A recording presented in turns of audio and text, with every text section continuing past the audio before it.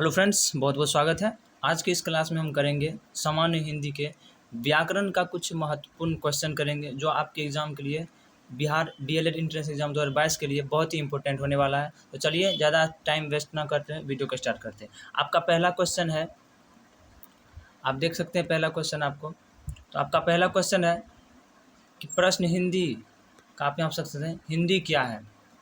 Question है हिंदी क्या है। तो आपका हिंदी एक भाषा है जो हमारी मातृभाषा, राजभाषा एवं राष्ट्रभाषा भी है।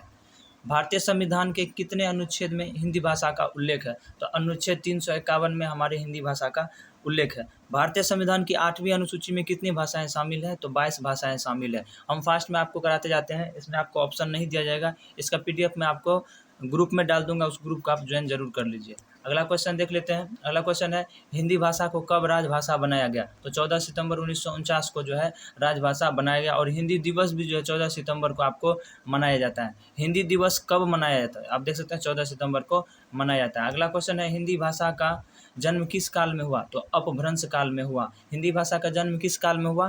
तो अपभ्रंश काल में हुआ। हिंदी भाषा का जन्म कहाँ से हुआ, संस्कृत से हुआ है। ये सारे क्वेश्चन आपका इंपॉर्टेंट है, आप इसे याद कर लीजिएगा। हिंदी भाषा का जन्म कहाँ से हुआ, संस्कृत से हुआ है।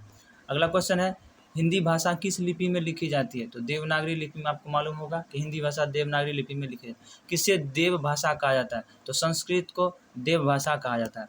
अगला क्वेश्चन है भाषा शब्द संस्कृत के किस धातु से बना है। तो ये भाष धातु से बना हुआ है। भाषा शब्द संस्कृत के किस धातु से, भाष धातु से। हिंदी के प्रथम कवि कौन थे। तो ये सरहपाद थे और ये 9वीं सदी के थे। हिंदी की प्रथम कवित्री कौन थी, मीराबाई थी। हिंदी की प्रथम कवित्री कौन थी, मीराबाई थी। इसमें आपका एक भी क्वेश्चन जो है इधर उधर से नहीं लिया गया, एकदम मोस्ट सिलेक्टेड क्वेश्चन है। इसमें से आपका हर एग्जाम में पूछा जाता है और इस एग्जाम जो है आपका एंट्रेंस एग्जाम में भी जरूर आएगा। आप देख सकते हैं किस काल को स्वर्ण काल कहा जाता है। तो भक्ति काल को स्वर्ण काल कहा जाता है। किस काल को स्वर्ण काल कहा जाता है। तो भक्ति काल को स्वर्ण काल कहा जाता है। भारत की प्रथम देव भाषा कौन सी है। तो ये पाली है। भारत की प्रथम देव भाषा कौन सी है, पाली है। तो चलिए अगला क्वेश्चन देखते हैं। तो चलिए अब आपका पहला क्वेश्चन है कि भाषा किसे कहते हैं। तो भाषा वह माध्यम है जिसके द्वारा जीव अपने भावों को बोलकर, लिखकर जो है एक दूसरे के सामने प्रकट करते हैं, उसे भाषा कहते हैं। हमारे देश में विभिन्न भाषाएं बोली जाती है, जैसे हिंदी, अंग्रेजी, भोजपुरी, कन्नड़, उड़िया, मराठी, बांग्ला, ये सारी भाषाएं बोली जाती है। भाषा कितने प्रकार के होते हैं। तो भाषा जो होते हैं मुख्य रूप से 2 प्रकार के होते हैं। भाषा मुख्य रूप से 2 प्रकार के होते हैं, मौखिक होता है और एक लिखित होता है। तो मौखिक भाषा उसे कहते हैं जब हम मुँह से शब्द या वाक्य को उच्चरित करते हुए बोलते हैं, तो उसे हम मौखिक भाषा का, जैसे बातचीत करते हैं, फ़ोन पे बात करते हैं, तो ये सारे क्या हो गया, मौखिक हो गया। अब लिखित भाषा होती है। मौखिक भाषा को जब किसी कागज़, कपड़ा इत्यादि पर लिख कर हम व्यक्त करते हैं तो उसे क्या कहते हैं, लिखित भाषा कहते हैं। तो अगला क्वेश्चन हम देख लेते हैं। अब है कि प्रश्न है कि आपका बोली किसे कहते हैं। आपके एग्जाम में जो है ये भी पूछा जा सकता है, ये मैं आपको सब्जेक्टिव बता रहा हूँ। आपका जो है थ्योरी कंप्लीट होना चाहिए। अगर आप थ्योरी भी पढ़ना चाहते हैं तो आप हमें नीचे कमेंट्स बॉक्स में कमेंट जरूर कर दीजिए। भाषा के क्षेत्रीय रूप को बोली कहते हैं। आपको ऑब्जेक्टिव में दे देगा कि भाषा के क्षेत्रीय रूप को क्या कहते हैं। तो ऑप्शन में आपको दे देगा मौखिक भाषा कहते हैं, लिखित कहते हैं, कि बोली कहते हैं, कि भाषा कहते हैं। तो आपको बोली में टिक कर देना है। भाषा के क्षेत्रीय रूप को बोली कहते हैं, जैसे भोजपुरी हो गया, मैथिली हो गया, ब्रज हो गया, अवधी हो गया, हिंदी भाषा की, ये सभी क्या है, बोलियाँ हैं। अगला हम देख लेते हैं क्वेश्चन। कहते हैं कि लिपि किसे कहते हैं। तो भाषा की ध्वनियों को कुछ विशेष चिन्हों द्वारा लिखित रूप दिया जाता है, तो इन चिन्हों के समूह को लिपि कहते हैं। हिंदी और संस्कृत भाषा जो है देवनागरी लिपि में लिखी जाती है। ये आपका इंपॉर्टेंट है।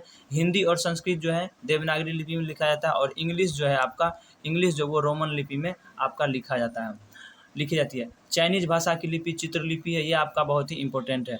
चाइनीज़ भाषा की लिपि क्या है, आपका चित्रलिपि है। व्याकरण किसे कहते हैं। व्याकरण किसे कहते हैं। देखिए 10th स्टैंडर्ड का आपका सिलेबस है, तो मैट्रिक तक आप पढ़े हुए हैं, 12th कंप्लीट कर चुके हैं, तो आपको आइडिया तो होगा ही कि क्या क्या आपको पढ़ना है। आपको सिर्फ यहाँ पे रिवाइज करना, वो क्वेश्चन सिर्फ आपको देखना जो एग्जाम के लिए इंपॉर्टेंट। आपको पूरा किताब नहीं पढ़ना, आपको सिर्फ शॉर्ट करके पढ़ना है। और मैं आप लोगों के लिए मटेरियल मोस्ट चॉइस क्वेश्चन ही लाता हूँ जो आपके एग्जाम के लिए इंपॉर्टेंट होता है। तो हमारे आप इस चैनल को सब्सक्राइब जरूर कर लीजिए, ताकि आपका तैयारी में कोई तरह की दिक्कत ना हो। व्याकरण उस शास्त्र को कहते हैं जिसके अध्ययन से शुद्ध शुद्ध बोलना, लिखना एवं पढ़ना आता है, तथा भाषा का विश्लेषण कर उसके स्वरूप को समझते हैं, उसे व्याकरण कहते हैं। व्याकरण के कितने प्रकार हैं। व्याकरण के 5 प्रकार हैं। व्याकरण कितने प्रकार है, व्याकरण के 5 प्रकार है। आपको जो है इतना आप याद रखिए, व्याकरण कितने प्रकार के होते हैं। एक वीडियो में आप लोगों के लिए गाऊंगा जिसमें सभी जितने भी हैं, संज्ञा, सर्वनाम, विशेषण, जितने हैं सबका मैं टाइप केवल बताऊंगा, किसका कितना प्रकार हो, उससे लगभग 4 से 5 नंबर वही आपको पूछा जाता है। तो वो मैं अगले वीडियो में आपको करवा दूंगा, मिसलेनियस में करवा दूंगा। वर्ण विचार, शब्द विचार, वाक्य विचार, चिन्ह विचार और छंद विचार, ये सारे क्या हैं, इसके प्रकार हैं। चलिए अगला क्वेश्चन।